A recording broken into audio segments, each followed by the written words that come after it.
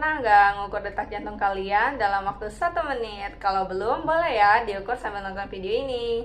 Nah, sadar atau enggak, detak jantung kita merupakan salah satu contoh dari cybernetics loh. Cybernetics? Iya, Apa sih itu cybernetic? istilah cybernetics atau sistem cybernetics pertama kali diperkenalkan oleh seorang ilmuwan bernama Nobertina dari MIT pada tahun 1948. Beliau memandang bahwa sebenarnya dunia kita ini bisa mengontrol dirinya sendiri dengan konsep umpan balik atau feedback. Umpan balik atau feedback sendiri merupakan hasil dari tindakan kita yang berfungsi sebagai masukan di masa depan. Aku kasih contoh lain ya, selain detak jantung, misalnya pernapasan nih. Kalau lagi lari terburu-buru, secara otomatis napas kita akan lebih cepat dari biasanya karena napas kita mampu mengontrol dirinya sendiri.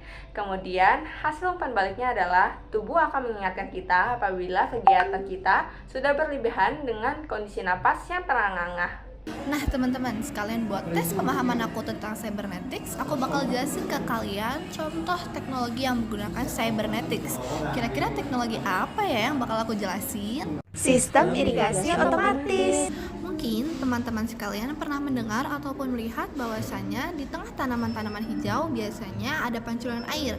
Nah, itu adalah sistem irigasi otomatis. Cara kerja sistem irigasi otomatis ini menggunakan sistem cybernetics yang dimulai dengan adanya input informasi berupa kelembapan dan kadar air dalam tanah, kondisi cuaca, serta kelembapan udara.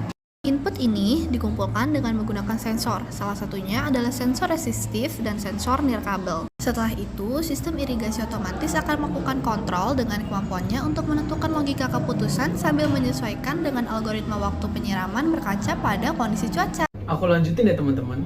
Selanjutnya sebagai output, irigasi akan menyala secara otomatis dengan mengeluarkan jumlah air sesuai kebutuhan tanaman dan kondisi cuaca. Kan bisa nyala otomatis tuh. Kalau matinya otomatis nggak ya? Nah, sebagai feedback dari penyiraman tanaman, sensor akan kembali membaca kelembapan tanah. Jika kondisi tanah sudah cukup lembab dan basah, maka irigasinya secara otomatis mati. Selain itu, juga ada interaksi dari sistem irigasi otomatis ini yang memungkinkan penggunanya untuk melihat data penyiraman tanaman secara historis. Dan pastinya tanaman bisa tumbuh dengan lebih subur karena disupport dengan pola penyiraman yang baik. Hai, sebagai cybernetics, tentunya sistem irigasi otomatis harus fleksibel dong ya. Fleksibel kayak gimana tuh? Sistem irigasi otomatis dapat beradaptasi secara mandiri dan langsung terhadap perubahan kondisi cuaca yang cenderung gak menentu nih teman-teman. Selain itu, sistem irigasi otomatis juga secara efisien dapat membantu penghematan penggunaan air dan mengurangi limbah tanaman akibat kurangnya pemeliharaan.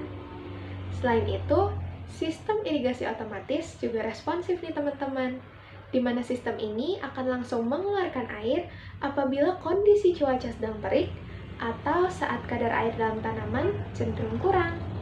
Oke, jadi sistem irigasi otomatis juga stabil dan seimbang. Karena memiliki sensor air, sistem akan bekerja secara otomatis untuk mengeluarkan peringatan apabila cadangan air berada di bawah kapasitas untuk menyiram tanaman. Wah, nggak terasa sudah di akhir pembahasan terkait sistem irigasi otomatis sebagai salah satu teknologi yang memanfaatkan sistem cybernetics. Wah, tentunya keren banget tuh. Oke, jadi sekian dari kami. Terima kasih.